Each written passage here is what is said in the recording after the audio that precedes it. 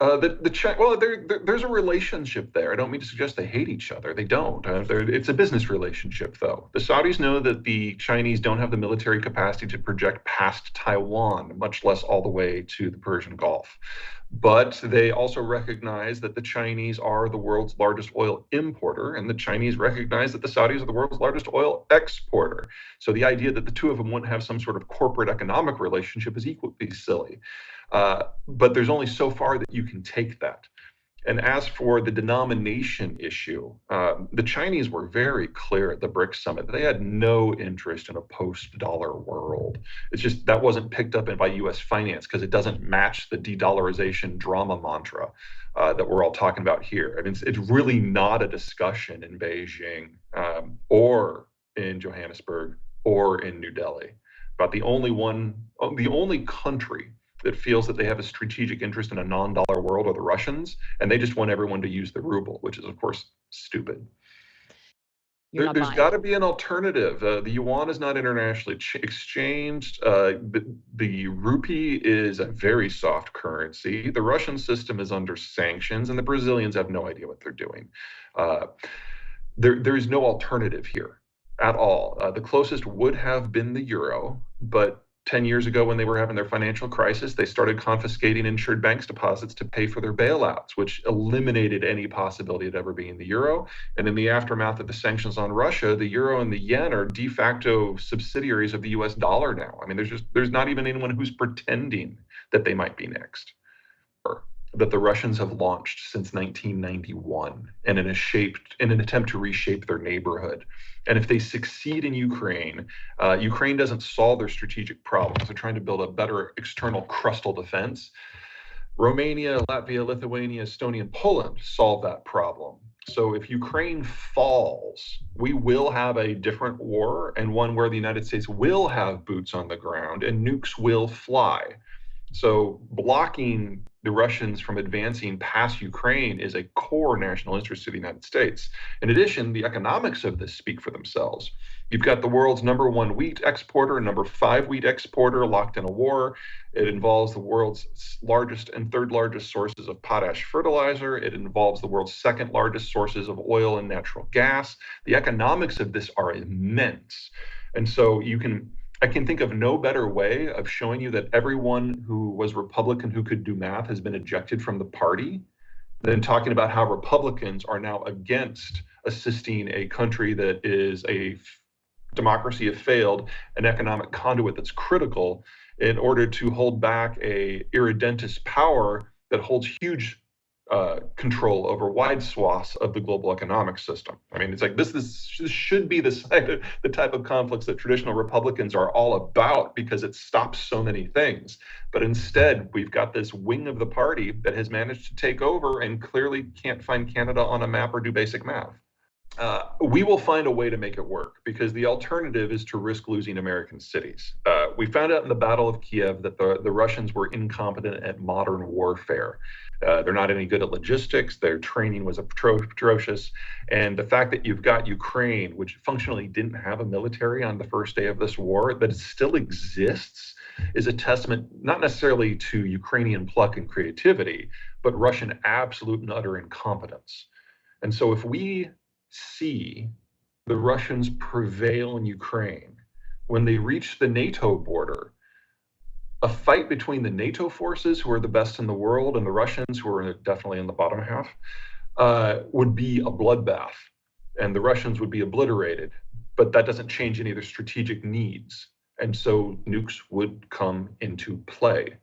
And the Biden administration, because it's led by a guy who predates the splitting of the atom, knows this in his gut, and we will find a way to make it work.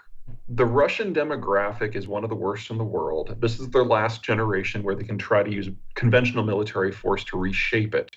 They know that this is their last shot. They know that this is their last decade as a coherent conventional military power, despite all their flaws. And so they're going to push until they get to a border system that they can hold with a degrading internal system.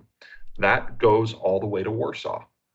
Sure. Well, I'm not worried about the next election. I'm pretty confident that Trump is going to face a landslide defeat. We can go into the logic of that if you. But on the military question, there's a reason that the Biden administration has fast tracked absolutely everything involving missile defense.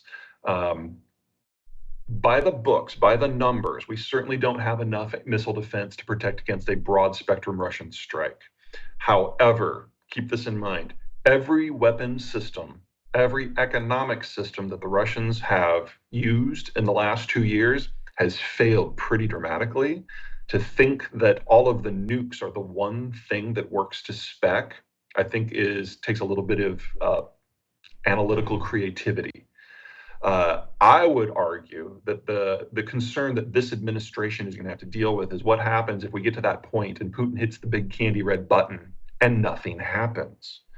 What do you do with someone who attempts to kill 500 million people but fails? Basically, what the Biden administration is dealing with is the four previous administrations abdicated pretty much all global involvement.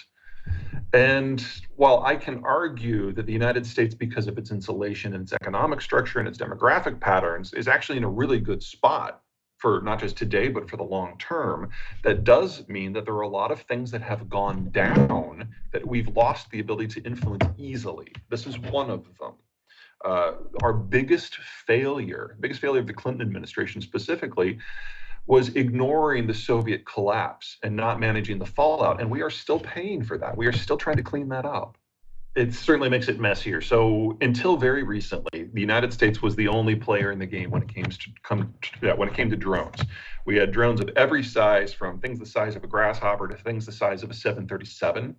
What is unique about the American drone system, and so what we thought was true about all drone systems, was that they were expensive and they were in small numbers. American technology, when it comes to the military, has always been about quality over quantity, because wherever we go in the world, we will always be hideously outnumbered. So we've got to be able to punch harder at a further distance. And that's the Reapers, and that's the Predators, and that's the Special Forces drones, all of that.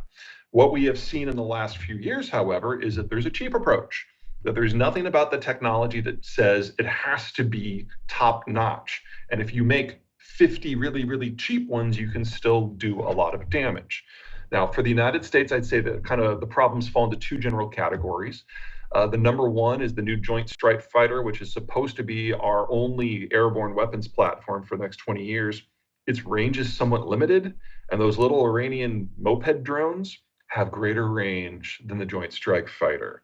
So all of a sudden now, our weapons platform, to be perfectly blunt, is broadly useless. Because if they were to launch 1,000 of those things at a base where the JSF was based, one of them is going to get through, no matter how good your defenses are.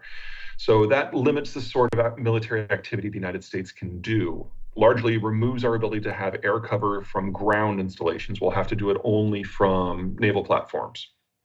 The second problem we've got is anyone can do this. I mean, Hamas is many things, but an economic player, no. A technological player, no.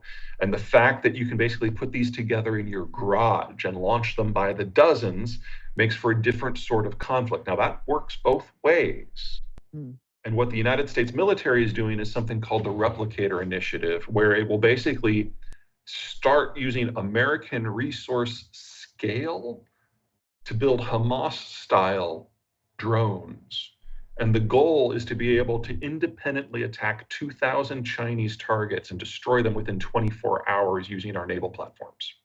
So basically, things like destroyers and, God forbid, carriers just carry tens, if not hundreds of thousands of these things, and we just launch a locust swarm. So two can play by this game.